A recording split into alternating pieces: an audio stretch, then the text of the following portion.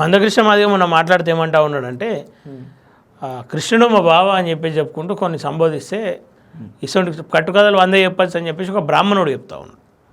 దీని మీద మీ అభిప్రాయం అంటే మందకృష్ణ మాదిగా మాట్లాడినటువంటి మాటలు ఆయన నిజానికి హిందుత్వవాదాన్ని చాలా గొప్పగా ఓన్ చేసుకొని మాట్లాడాడు. గొప్పగా ఓన్ చేసుకొని మాట్లాడినప్పుడు మరి ఆ బ్రాహ్మణుడు ఏమనాలి?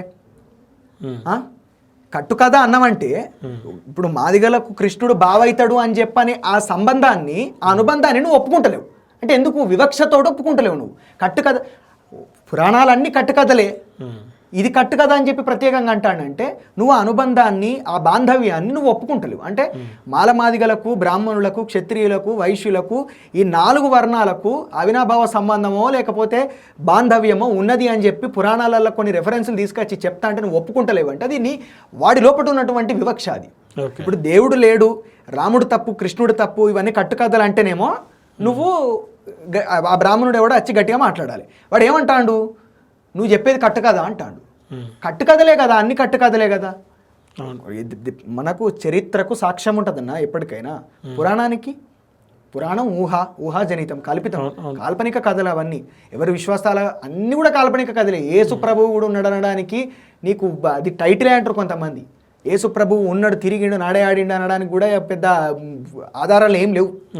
ఇస్లాంకి అయితే దేవుడే లేడు, అసలు రూపమే లేదని చెప్పి వాళ్ళే చెప్తారు. అంటే ఏదైనా కూడా ఊహాజనితం, కాల్పనికం. ప్రతి మతం కూడా కాల్పనికమే.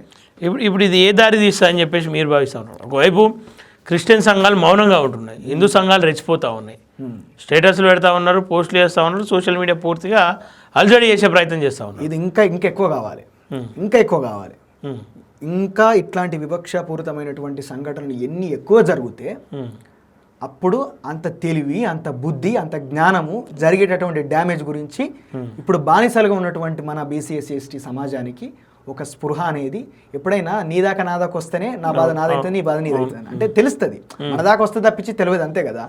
సో అట్లా పూర్తిగా రోగం పుండులు ఎక్కున్నప్పుడు పట్టించుకుంటలేరు. అది ఇప్పుడు రోగం అయిపోయి శరీరం అంతా బాకిన తర్వాత అయ్యో నేడితే లాభం లేదు. అది వరదాకా కావాలి.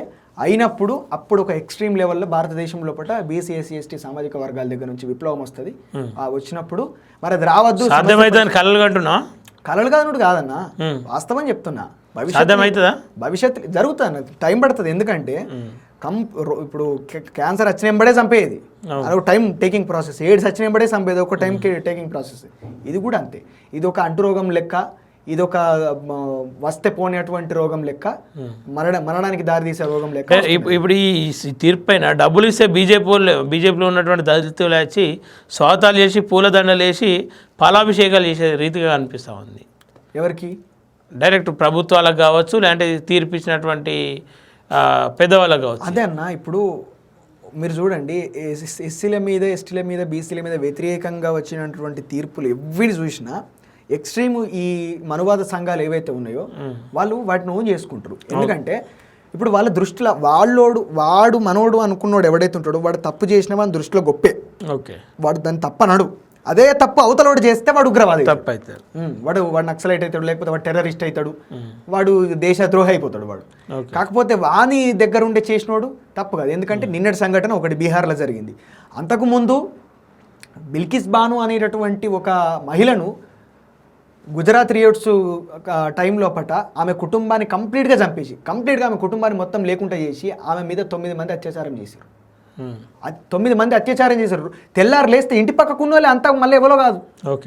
ఆమెను వరుసలు పెట్టి చెల్లానో కోడలనో బిడ్డాని పిలిచిన వాళ్ళే తండ్రి వయసున్నటువంటి వ్యక్తి దగ్గర నుంచి మొదలు పెడితే తమ్ముడు వయసున్నటువంటి వ్యక్తి దగ్గర దాకా కలిసి ఒకే కుటుంబం నుంచి ఒక 2-3 వచ్చి అట్లా 9 మంది ఆమెను దారుణంగా అత్యాచారం చేస్తే అట్లాంటి నిందితులకు, అట్లాంటి దుర్మార్గులకు, నిందితులు కాదు వాళ్ళు, కన్విక్టెడ్ వాళ్ళు, అట్లాంటి దుర్మార్గులు జైలు నుంచి బయటకు వస్తే ఈ బీజేపీ కార్యకర్తలు, ఈ పార్టీ వర్గాలన్నీ పోయి కూడా వాళ్ళకు మీరు గొప్ప పని చేసి మీరు జైలు నుంచి బయటకు వస్తారా, దేశానికి పెద్ద మంచి మేలు చేసిరు మీరు అన్నట్టుగా వాళ్ళకి దండలు వేసి మరి యువతలకి తీసుకొని వచ్చారు. ఇంత జరుగుతున్న అన్ని మతాల్లో ఉన్నటువంటి మేధావుల మౌనం దేనికి సంకేతం? మరి ఇది మన భారతదేశంలో ఉన్నటువంటి బీసీ ఎస్సీ ఎస్టీ సామాజిక వర్గాల పతనానికే సంకేతం ఇది. ఓకే. ఎందుకంటే ఎక్కడనో ఒకడ అందరు కాంప్రమైజ్ అయిపోయారు. అవును. ఇప్పుడు బాధపడి సైలెంట్గా ఉన్న వాళ్ళు బాధపడతారు. ఎవరికి కావాలి నీ బాధ? మాట్లాడు వచ్చి ధైర్యంగా, అవును. ముంగటికి వచ్చి మాట్లాడు. మందకృష్ణ మాదిగా ఆ అన్ననన్న మాట్లాడిండి వచ్చి, సరే ఆయన ఏదో పార్టీకి ఆయన ప్రచారం చేయొచ్చు, ఆయన ఉండొచ్చు, అది వేరే విషయం. కాకపోతే ఒక దుర్మార్గం జరిగినప్పుడు, ఒక ఇట్లాంటి తీర్పు, ఒక సమాజం సర్వనాశనం అయిపోయే ఒక తీర్పు వచ్చినప్పుడు, ఒక వ్యతిరేకమైనటువంటి తీర్పు వచ్చినప్పుడు ఆ సంఘానికి, ఆ సమాజానికి అండగా నిలబడుతూ ఆయన వచ్చి మాట్లాడడం అనేది ఒక గొప్ప విషయం. అట్లాంటి వాళ్ళు రావాలి మరి. తప్పనడానికి ఎవరో ఒకరు రావాలి కదా. ఈ సుప్రీంకోర్టు ఇచ్చింది కదా అని చెప్పి అన్నీ మంచివి కావు కదా తీర్పులన్నీ. ఏదైనా సరే ప్రజలకు వ్యతిరేకంగా ఉన్నప్పుడు, అది ప్రభుత్వం ఇచ్చినా కోర్టు ఇచ్చినా, దాన్ని వ్యతిరేకించవలసినటువంటి బాధ్యత మేధావులుగా, సామాజిక కార్యకర్తలుగా, సమాజం మీద బాధ్యత ఉన్న వాళ్ళుగా అందరి మీద ఆ బాధ్యత ఉంటుంది. ప్రతి ఒక్కరు కూడా వచ్చి మాట్లాడాలి.